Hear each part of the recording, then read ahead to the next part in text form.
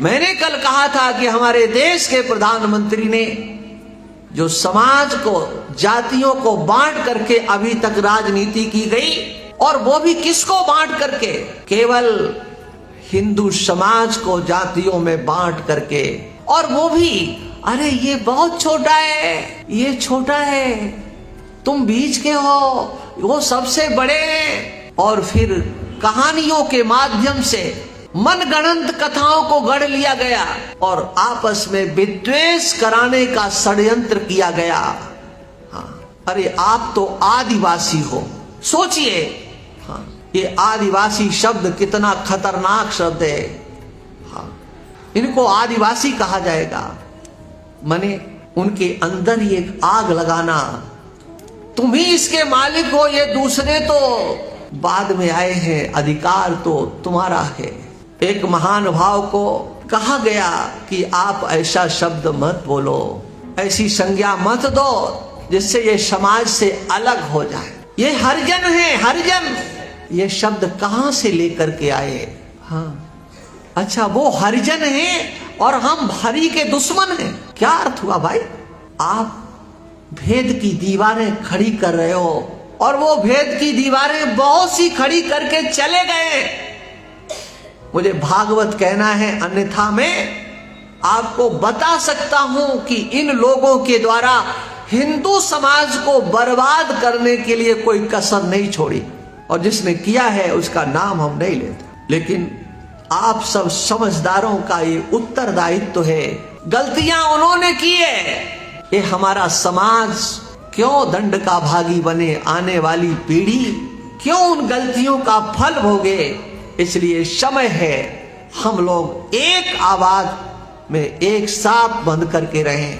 हम हिंदू हैं, हमारी एक पहचान है, हमारे घर का खान पान, रहन सहन हमारे घर के अंदर है। कहां लिखा है कि किसी को छू लोगे तो तुम पतित हो जाओगे, तुम्हें पाप लगेगा? किस शास्त्र में लिखा हुआ है? सोचो जरा, कहीं नहीं लिखा है। और अगर ऐसा लिखा है तो कोई हमको दिखाए कि कहां लिखा है, क्या स्थिति है। इसलिए समाज को जोड़ना है। तोड़ने वाले तोड़ करके चले गए। अपने देश के प्रधानमंत्री को देखो, गाली देने वालों के लिए भी उनको भी अपना परिवार बताते हैं। अहरनिश उनका बुरा सोचने वाले भी, बुरा सोचने वालों का भी वो बुरा नहीं सोचते हैं। मुखिया ऐसा ही चाहिए। और हम लोग जहां हैं, जितनी सामर्थ्य है, हम सब प्रधान हैं। जिस मोहल्ले में रहते हैं, जिस घर में रहते हैं, जिस नगर में रहते हैं, प्रत्येक हिंदू जो अपने हैं उनको अपने साथ रखो। वो आपके हैं, आप उनके हैं। इसलिए इन 5 अध्यायों में इस व्यवस्था का वर्णन किया गया है। एक व्यवस्था है। और एक बात और भी कह दूं, पूरे विश्व में हमारी इस व्यवस्था को अपनाए बिना कोई राष्ट्र चल ही नहीं सकता है। नाम बदल सकते हो आप, व्यवस्था नहीं बदल सकते हो।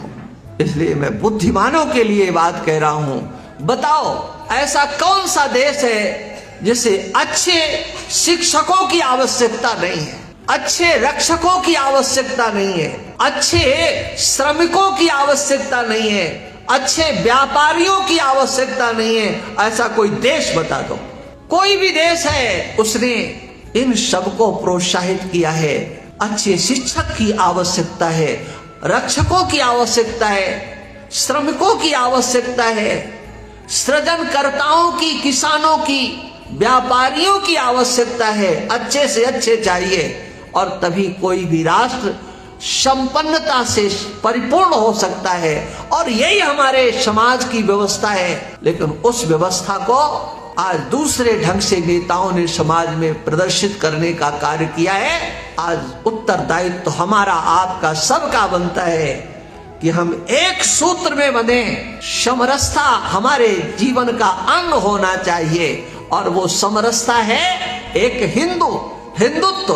और हिंदू के सिवा समरसता नाम की कहीं चीज नहीं है। समरसता नाम की बात छोड़ दो, मानवता नाम की चीज कहीं नहीं है। इसलिए हम लोगों को अपने समाज के लिए, अपने राष्ट्र के लिए, अपने धर्म के लिए जागृत होने की आवश्यकता है।